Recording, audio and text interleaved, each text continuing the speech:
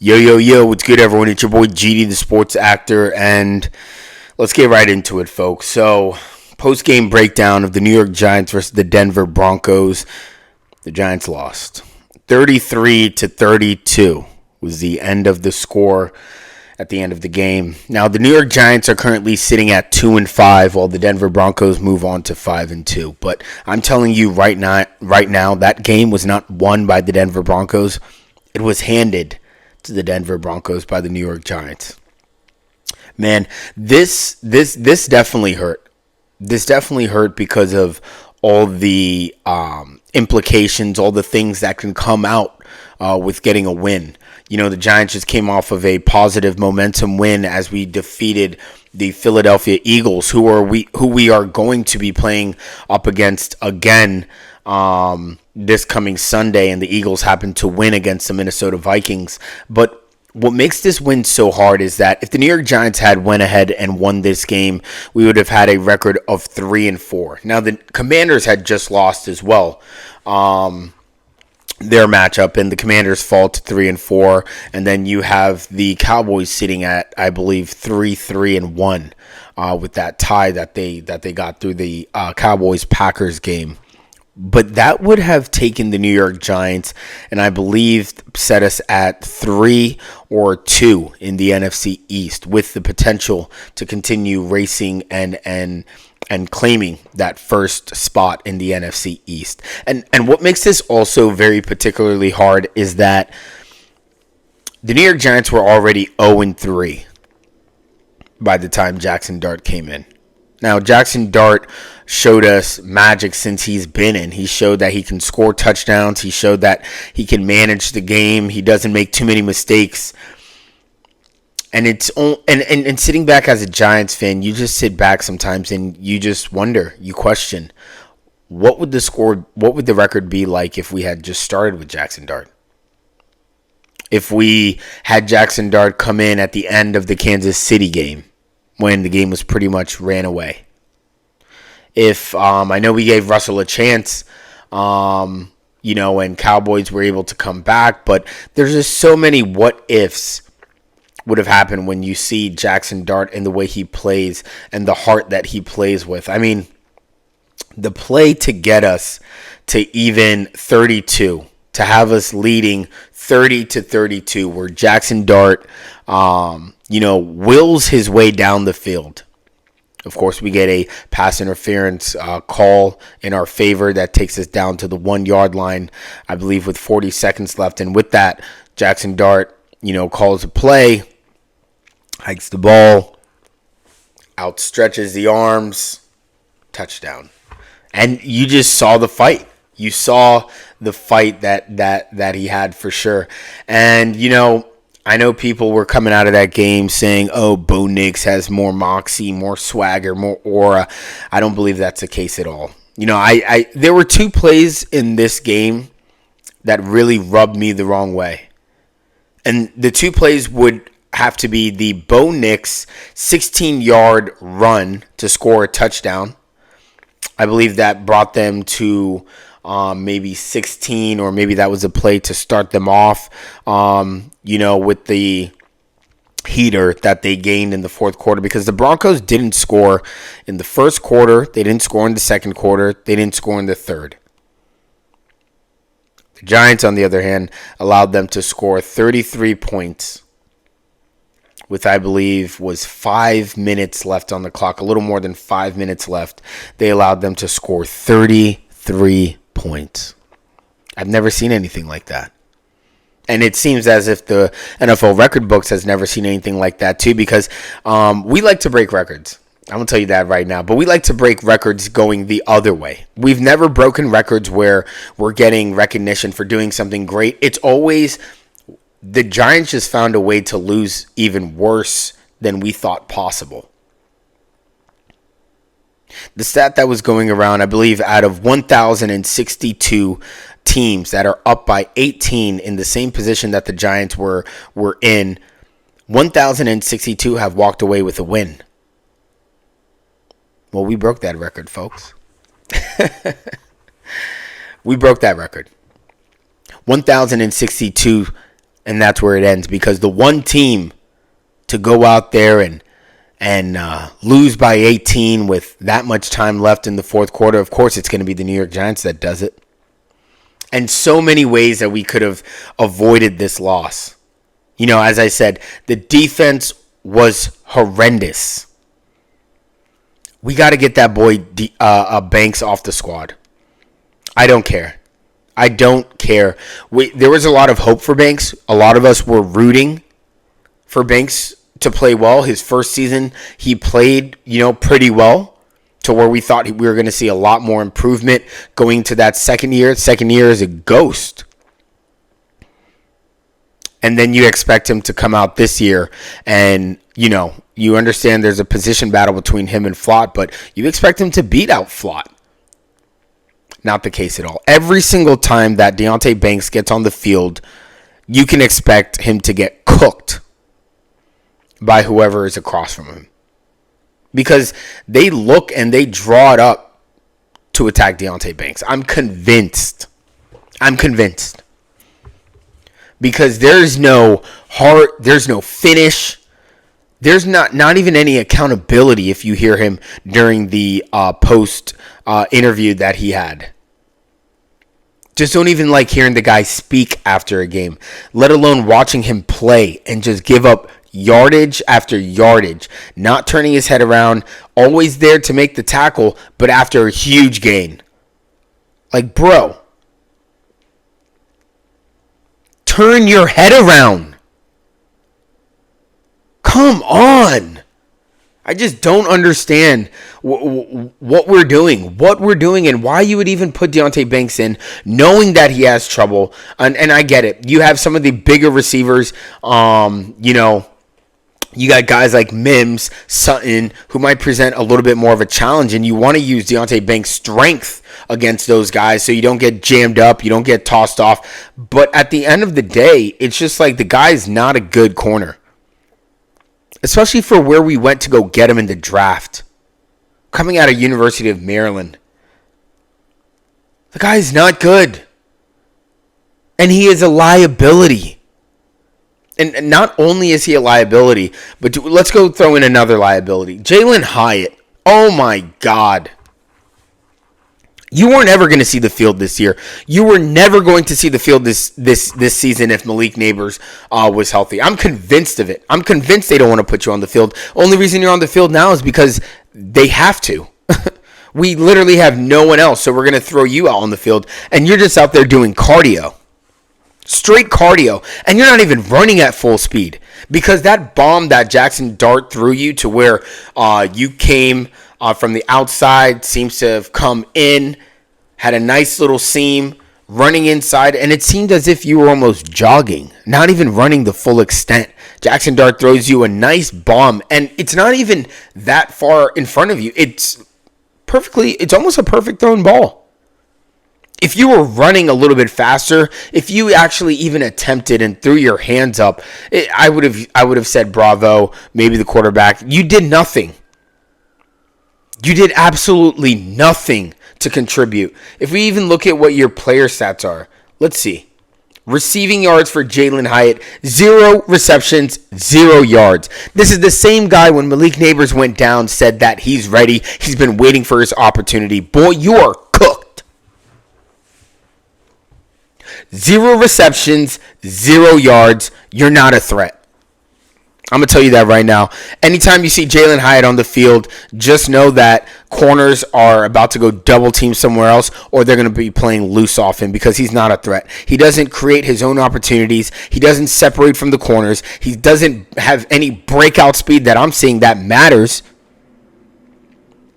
Because you got a guy like Williams. You got Jameson Williams, who's on the Williamson, who cares? You got a guy on the Detroit Lions, or Xavier Worthy over here, or Rashee Rice. You just have people who know how to just blow the top off and can create some type of opportunity. But Jalen Hyatt, you're creating none. And this is your 3rd year, my boy. The coddling has to stop. Get rid of this guy. Get rid of him for some draft picks. Get rid of him for a trade. Do something, please. Please. This is so frustrating. I mean, get rid of Jalen Hyatt, get rid of Deonte Banks, and make sure you take Shane Bowen with you. Good God. The defense. Oh my God, the calling, the defensive calling. Yeah, you don't have Javon Holland. Adebo's also dealing with a little bit of an injury. You have Dane Belton who comes in, who I thought played great. But where you saw the weak link definitely was Deonte Banks. I mean, there were one or two times I saw Drew Phillips getting cooked too. Specifically on those last few seconds, those drives where Bo Nix was able to bomb the ball and find open receivers down the middle of the field, 30, 40 yards, whatever it was. Drew Phillips was in the vicinity. And I just don't understand, especially with, like I said, there were a couple plays I didn't like. The Bo Nix 16-yard run, and then that pass to Mims to help them secure a better opportunity for a field goal. Why? And we saw this off of the Cowboys game. And I believe this is what got the team scared. This is what got Shane Bowen nervous. We saw the prevent defense with only 3 to rush the QB. And you gave Bo Nix tea time back there. He had tea time. He had time to ask for peppermint tea with 2 cubes and a little bit of honey. Oh, and by the way, would you mind warming up the milk? That's how much time you gave this man. Rushing 3, and not only did you rush 3, you took Dexter Lawrence off of the field?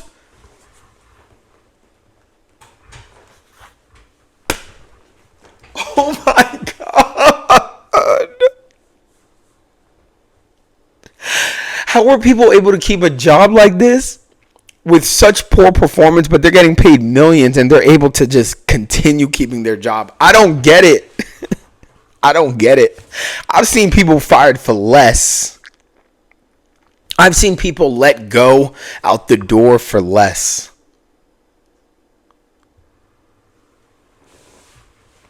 Because that makes no sense to me how we have one of the best pass rushes in the NFL. We have a sack leader in Brian Burns, and you don't bring the heat. You don't put Abdul Carter, Kayvon Thibodeau, Dexter Lawrence, Brian Burns. Put everyone on the field that you know can go after the QB and let them go after the QB. What is this prevent defense? You just gave the guy more time to set up the play that he wanted to and gave them the opportunity when you could have put pressure. It's absurd, man. It is absurd. And we have a good team. As you can see, we put 32 points up on the number 2 ranked defense in the NFL. Number 1 or number 2, whichever position you want to put them in. We put 32 on their heads with a rookie quarterback and Cam Scatterboo, a rookie running back as well. Theo Johnson playing unbelievable. Daniel Bellinger playing unbelievable with no wide receivers. I mean, little Jordan Humphrey had 0 for 0 as well. Bo Collins, 0 for 0 as well. Thank God we got Wandell, 6 for 95. 4th and 19, helping us convert. No Slay, no Neighbors, just pure will.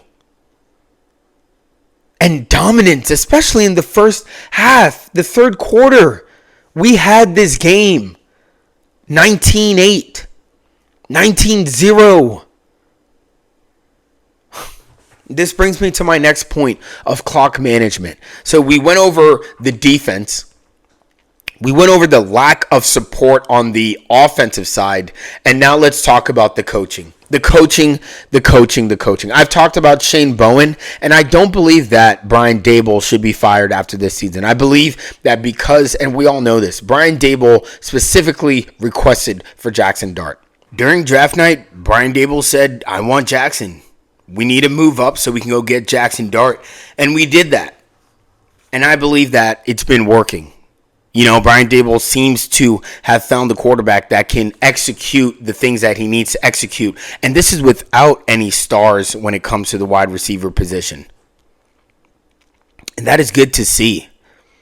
But as much as that's good to see, also, why aren't we playing the clock?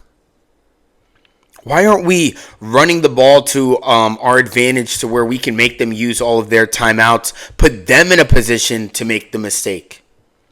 Punt the ball off and give our defense a chance to score the ball or to defend the score. And even if they do score, it was a 2-possession game where you could still let them score and they still would have to get the ball back with maybe an onside kick or something of that nature to put up 3. I'd rather take my chances with that. So I don't know if we were just feeling ourselves a little bit to where we felt like we needed to force the ball and make some heroic moment happen, but the game was already won. And we should have just shut it down so we could move on. Now, I really do hope that, the only people that are really let go are the ones that need to be. I don't really think that Brian Daboll, Joe Schoen should be removed as of yet. I think they still have another year or 2 under their belt. Definitely a year or 2. I'm stretching it depending on, how this season ends and how the next one begins. But the talent is there for the New York Giants. This game we should have won. We really should have. Along with many others.